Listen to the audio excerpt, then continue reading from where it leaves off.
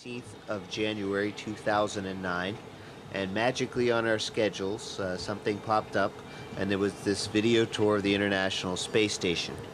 And what that means is that you're getting the straight skinny, the dirty laundry and everything. We didn't have a chance to clean up, and also we're in the middle of remodeling. STS-126, also known as the ULF-2 mission, came up about 6 or 7 weeks ago, and we're still putting everything together, putting it away. So things are a little bit cluttered up here. Certainly not dirty. We clean it all the time, but it's a little bit cluttered, so you're going to get a chance to see that. But along the way, you'll get to see real life of what the International Space Station is like, and you can see how proud I am, my crew is, and the entire space station team is of our beautiful International Space Station. And get ready, because it's big. And so we're very pleased to be able to show you this video today in high definition. Okay, here we are at the very front end of the International Space Station.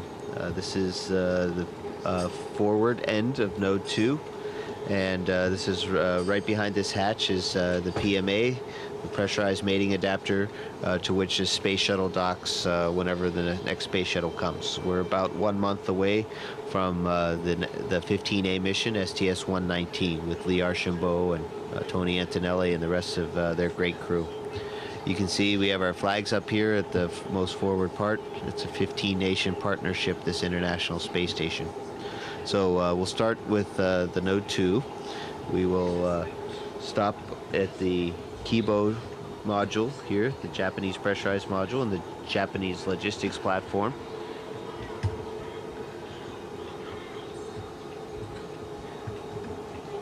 We'll stop back there in a second. We'll take a look in the Columbus module, pride of the European Space Agency, and our pride too. And then you can look down the stack, and you can see several other modules, and even into a little bit into the functional cargo block, the FGB, and then the service module. So it's a really big space station that we got. So let's start off right here with our new modules. This is Node 2, Harmony. And it was recently brought up. It's been up here for maybe about 1 year. And we can see from Harmony, we can go into the Columbus module, PMA to where the shuttle is, and the GEM. So we have stowage in the overhead above, and an interim resistive exercise device until we get the advanced resistive exercise device up and running. We get to use IRED until ARED is good. And then there's a hatch below, little window that you can see out, see our beautiful planet. And that's Node 2. As we fly into the Japanese experimental module, the GEM, also known as the Kibo, we can see it's the biggest module aboard the space station, and it's in fact it even says so here. There's a, sorry for moving the camera so fast, but it says right here, "Welcome to Kibo. Please enjoy and relax in this brand new, the most spacious and quietest room in the ISS." Along the floor we're temporarily stowing some panels, including the cabin, which is going to be useful for the toilet.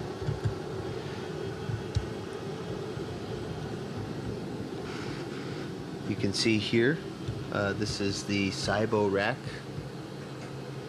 which is for cell biology. And then we have a fluid rack, Urutai. So these are the two main Japanese science racks that are up here now. There's more that are coming. Behind these panels here is nothing. It's the actual shell of the spacecraft. And you can see there's wires and a few wires back there. And if we're lucky, we'll see a shell heater, these orange strips, and they keep the actual body of the space station from freezing or getting really cold by running electrical current and keeping everything warm with the heaters. Okay, we'll stop right here real quick and take a look on the floor, on the deck they call it. This is the -80 lab freezer, Melfi, and we use that a lot. We store a lot of our biological samples, urine and blood there. And on the ceiling, we have the ICS and PROX rack. So PROX stands for Proximity Operations. It's going to be used for the HTV, which is the H2 transfer vehicle. And also ICS is a comm system that's Japan is going to have up and running once the external platform is out there. So this rack shares double duty. Okay, and we have the airlock here, which we haven't used yet, but it's ready to go. Once the exposed facility's there, the airlock will be great because then you can take something, put something in the airlock, and then outside is a robot arm that can take it and put it on the outside back porch. Now Sandy and I just reconfigured this robotics workstation. It looks a little bit cabley today, but it's not so bad.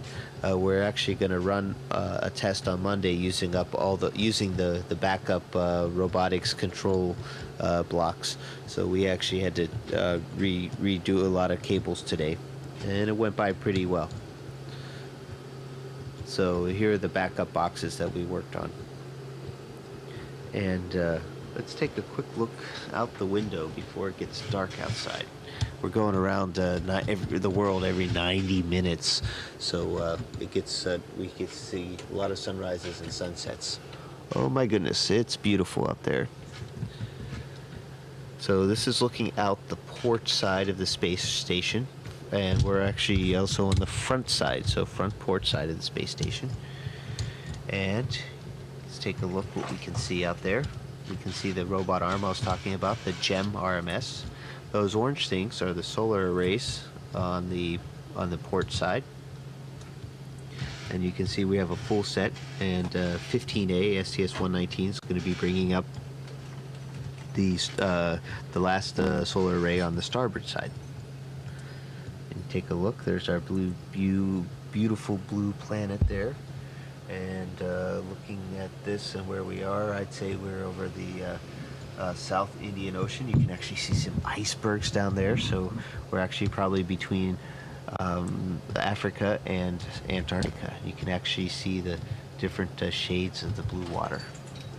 So that's the view we get to see every day up here. It's pretty nice. Alright, closing the window shutter. The Japanese guys always think it's fun when we talk about closing the window. It's like, no, closing the shutter, because the window should never be open. Okay. Now we're going to float up.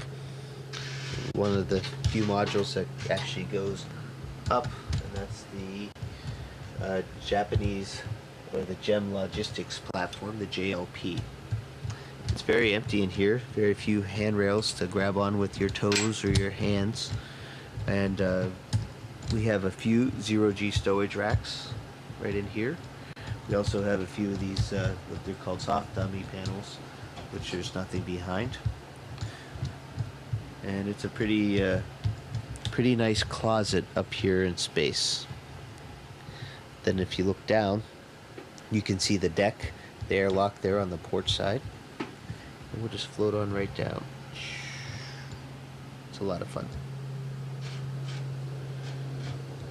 Okay, so now fly with me. We're going to go to the Columbus module. Let me adjust my camera here.